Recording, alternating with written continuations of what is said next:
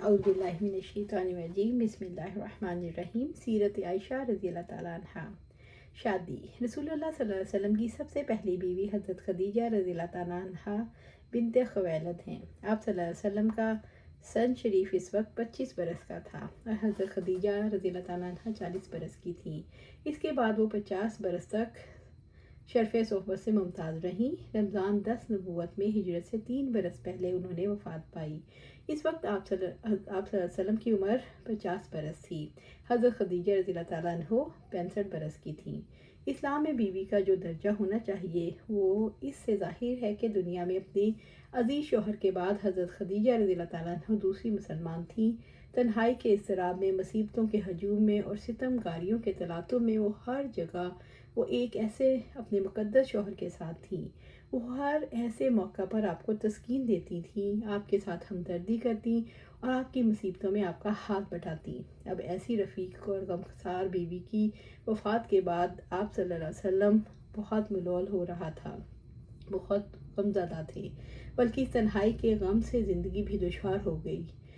جانثاروں کو اس کی بڑی فکر ہوئی۔ حضرت عثمان رضی اللہ تعالیٰ عنہ ایک مشہور صحابی ہیں۔ ان کی بیوی خولہ رضی اللہ تعالیٰ عنہ بنت حکیم آپ صلی اللہ علیہ وسلم کے پاس آئیں اور عرض کی، یا رسول اللہ صلی اللہ علیہ وسلم، آپ دوسرا نکاح کر لیں۔ آپ نے فرمایا، کس سے؟ خولہ رضی اللہ تعالیٰ نے کہا، بیوہ اور کنواری دونوں طرح کی لڑکیاں موجود ہیں، جس کو آپ پسند فرمائیں، اس کے متعلق گفتگو کی جائے۔ فرمایا، وہ کون ہے؟ خولہ رضی اللہ تعالیٰ نے کہا، بیوہ تو سودا بنت زمہ ہے اور کنواری ابو بکر رضی اللہ تعالیٰ عنہ کی لڑکی عائشہ رضی اللہ تعالیٰ عنہ۔ ارشاد ہوا، بہتر ہے تم ان کی نسبت گفتگو کرو۔ حضرت خولہ رضی اللہ تعالیٰ عنہ رسول اللہ صلی اللہ علیہ وسلم کی مرضی پا کر حضرت ابو بکر رضی اللہ تعالیٰ عنہ کے گھر آئی، ان سے تذکرہ کیا۔ جاہلیت کا دستور تھا، جس طرح سگے بھائیوں کی اولاد سے نکاح جائز نہیں، عرب اپنے منہ بولے بھائیوں کی اولاد سے بھی شادی نہیں کرتے تھے۔ اس بنا پر حضرت ابو بکر نے کہا، خولہ عائشہ رضی اللہ تعالیٰ عنہ آپ صلی اللہ علیہ وسلم کی بھتیجی ہے، آپ سے اس کا نکاح کیوں کر ہو سکتا ہے؟ حضرت خولہ نے رضی اللہ تعالیٰ عنہ نے آپ صلی اللہ علیہ وسلم سے استفسار کیا، پوچھا تو آپ نے فرمایا، ابو بکر رضی اللہ تعالیٰ عنہ میرے تینی بھائی ہیں اور اس قسم کے بھائیوں سے نکاح جائز ہے۔ ابو بکر رضی اللہ تعالیٰ عنہ کو جب یہ معلوم ہوا تو انہوں نے قبول کر لیا۔ لیکن اس سے پہلے حضرت عائشہ رضی اللہ تعالیٰ عنہ جبیر بن مطعم کے بیٹے سے منسوب ہو چکی تھی، اس لیے ان سے بھی پوچھنا ضروری